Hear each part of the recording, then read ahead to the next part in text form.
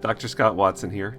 I recently got a question from someone who saw my So You Want to Be a Music Major video, which offered advice for potential music majors.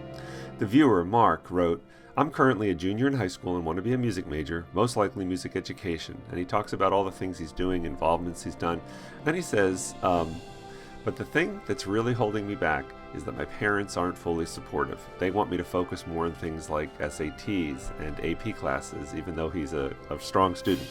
And then he sums up by saying, the point is, I'm doing everything I can to pursue the path I love, but my parents seem to be the only thing hindering me. Any advice? So, as a parent myself, and as someone who's had uneven parental support, for my own support of music as a career, I do have some thoughts I'd like to share. Also, I've taught music for 34 years, and I've actually seen that situation quite a few times. So I'm going to use this video to answer Mark's question and other people like Mark, and hopefully it'll be helpful to you all. But before I offer some specific tips, I want to share my own story. My parents divorced when I was young in elementary school. By the time I was wrapping up high school, where I was a standout trumpeter in the band, I wanted to major in music education.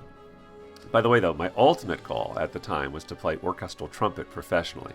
But my private lesson trumpet teacher, Dr. Ken Laudermilk, encouraged me to major in music education in case I ever wanted to teach as well. My mother and stepfather, with whom I lived, were very supportive but couldn't afford to help me with college expenses.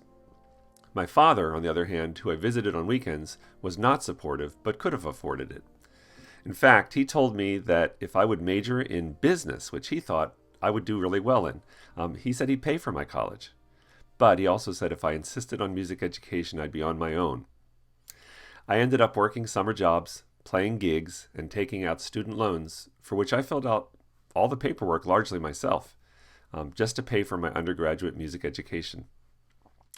Meanwhile, he did pay a good deal of several of my siblings' college expenses. In my father's defense, he told me later that he did this as a test to see if I really had the commitment and drive to make it. Years after I was out of college, was married, and had been dutifully paying off my student loan debt, my mother and stepfather gave my wife and I a surprising and generous Christmas gift. They paid off the remaining debt that I had. Although my dad was actually in a financially stronger position to help me back then, he and I are good. Things turned out just fine, and I'm not bitter. He's from a generation, he was born in 1941, the year Pearl Harbor was attacked, and he grew up in a time when college was more of an extravagance. And in a larger sense, I actually believe that while it's nice to help your kids with college, it's not a God-given right that kids should expect. For better or worse, it's the parents' money to give. Anyway, I am very grateful, though, and I'm blessed by the financial sacrifices my mother and stepfather made, and not just for the way that they took over my student loan debt later, but for the years of trumpet lessons and so many more other things that they did that enabled me to pursue music. Ultimately, my wife and I depend on God to provide our needs, and He always has. I've taught music for 35 years at every level, from elementary through university, almost as long as I've been married to my best friend, with whom I've raised 2 kids who are all grown up and are music teachers themselves. So, having given that background, here's my advice when your parents aren't entirely on board with you majoring in music. First, work with your parents, not against them. Your parents don't fully understand you. Really, who does? But they certainly love you and they want the best for you. If you're very certain that music is your path and your parents aren't on board, demonstrate the seriousness and soberness of your convictions by making a list of pros and cons and then go over that with them. Your pros should include things such as, music feels natural and organic to me, to be doing music. Since you'll be doing music for the rest of your life, it should be something that you enjoy, even when you're working hard on it, practicing, performing, and studying it. So the fact that it feels natural and organic. A second thing, other people should have confirmed to you that you're very good at it. Those who know what talent is and who know your level of talent should be able to vouch to your parents that you have something special. In addition, maybe you've been chosen over others to do music. Perhaps you've earned a spot in district, regional, or state honor band or chorus or orchestra, or you play in a local youth orchestra, things like that, through competitive audition. Also, Another pro would be that there are jobs for music teachers around the country. In fact, in some areas, there's a shortage of teachers right now.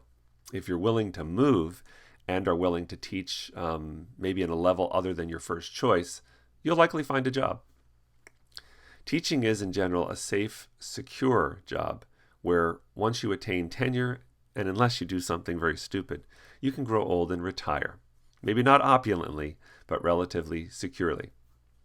Most teachers get modest raises each year based on years teaching. You'll also get modest pay bumps for attaining a master's or doctoral degree.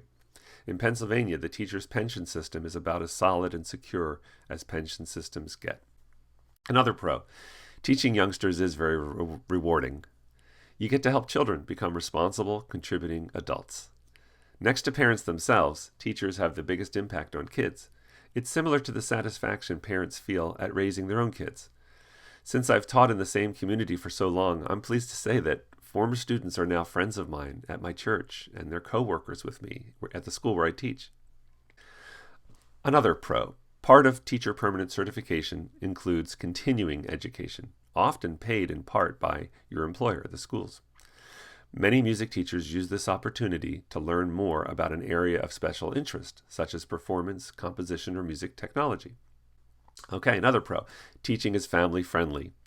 While it is a fallacy that teachers have summers off and short days, many teachers work summer jobs to make ends meet and take grad classes for permanent certification. And I know I stay at school sometimes 12 hours a day. But anyway, still, it is more flexible than most 9-to-5 private sector jobs. This flexibility allows many music teachers I know to pursue related interests. They're performers in community bands and orchestras or professional orchestras, or they guest conduct other ensembles. Myself and others I know are composers that get music published. And there's other work in media that music teachers do on a part-time basis. Okay, another pro. I've known many teachers who went to college for some field approved by their parents, like business or computer science, whatever your parents might be suggesting to you, only to begin in that field, and then after realizing that they truly wanted to teach music all along, they end up having wasted their time. They go back to school to get certified in music education. One of those people I'm thinking of, for instance, has been a successful middle school band director for years. He was a former student of mine. Another is an assistant principal at the school where I teach. Another pro, there are other jobs for which a 4-year university music degree is the perfect training. So say you go to school for music education, but then decide to do something else. There are other jobs like playing in our service bands, the Marine Band, the Army Band, the Air Force Band. They're great jobs. Or working in music merchandising for music publishers, music retailers, sheet music retailers, or working for software companies.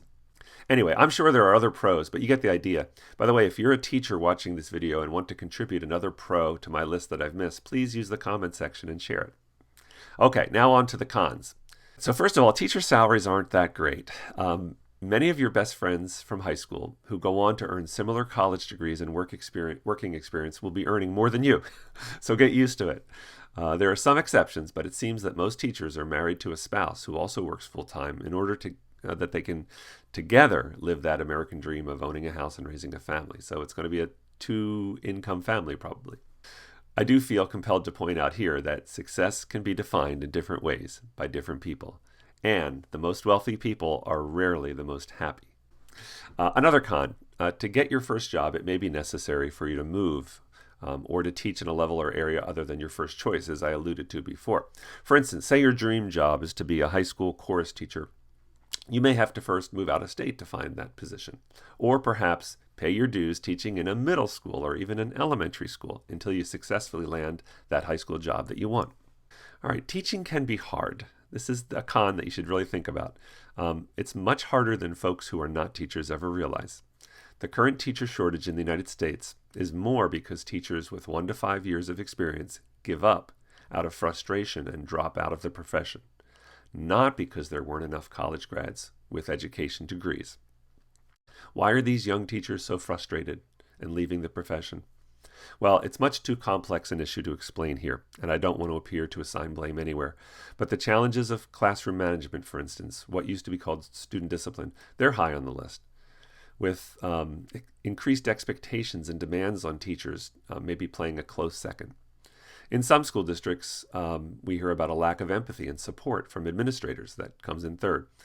I've had former students go to college for music only to realize later that it's not as easy or rewarding as they thought it would be. I recently attended an informal meeting for those thinking about retiring. The official from the teachers' retirement system that led that meeting began by sharing that he observed there were more people in attendance at this meeting than he'd ever seen before. And he was an older gentleman. He said the second largest attendance he'd seen was at the last meeting he had. So in other words, it just seems like more and more people are attending these retirement meetings.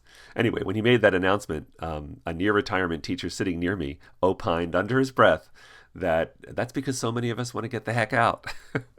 So teaching can be hard.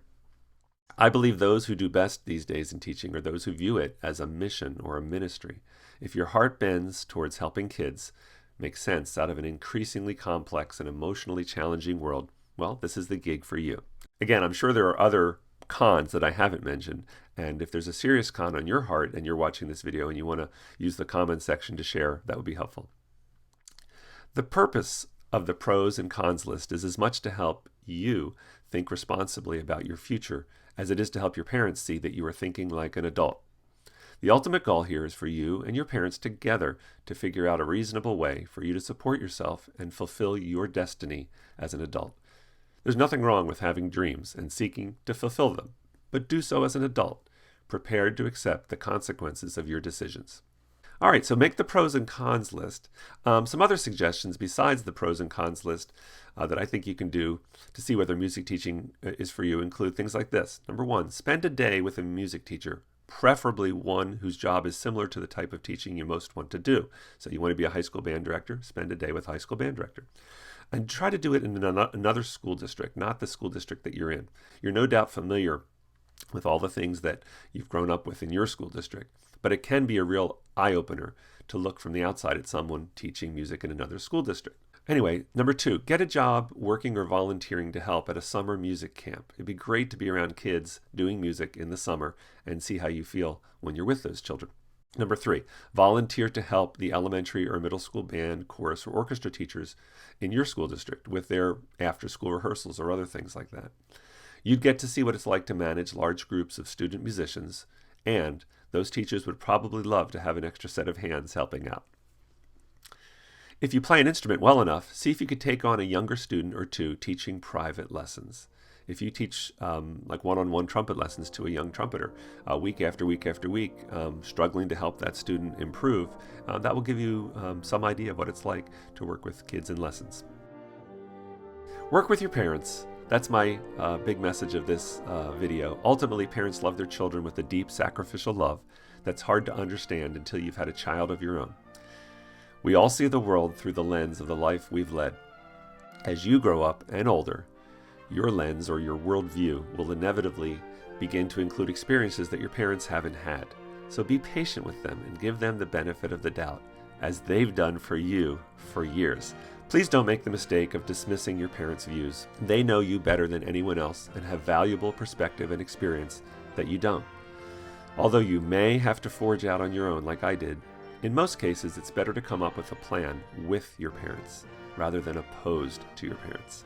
Think of all they've invested out of love in you and show your parents deference, regardless of the path you choose. I want to put in a word for support of young adults that have dreams and high aspirations, maybe sometimes dreams and aspirations that their parents think are somewhat unrealistic. But I want to include the caveat of hard work.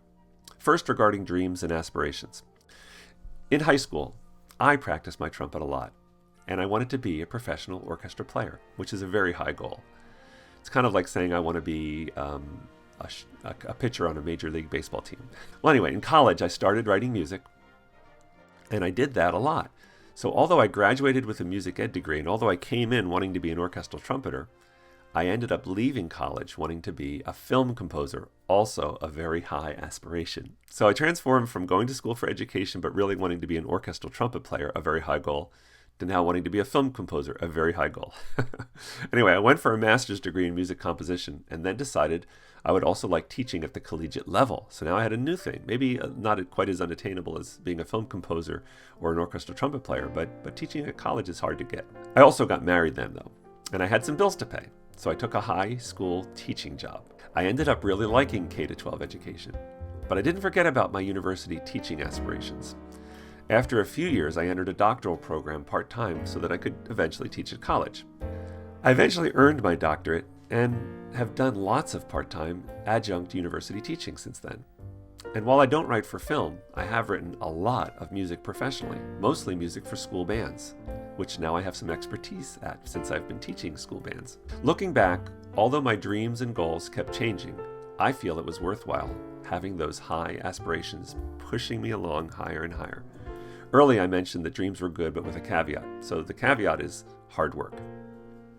My father, the one who refused to pay for my college if I pursued music, did demonstrate a strong work ethic for me growing up.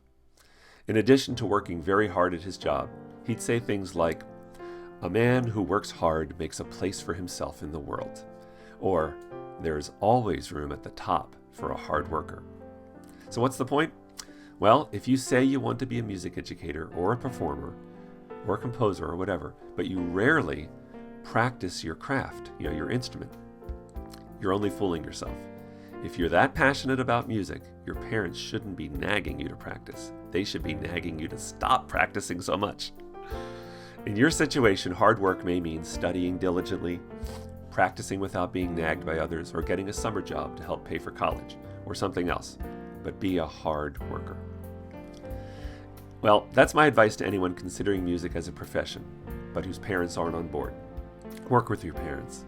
Engage in practical things that demonstrate soberly your seriousness and commitment, and work hard. One of the greatest sources of wisdom I found is in the book of Proverbs in the Bible. Regardless of your feelings about faith, I'd like to leave you with two passages that have helped me. To the young student trying to figure out his or her destiny, think about Proverbs 3, verses 5-6. Trust in the Lord with all your heart and lean not on your own understanding.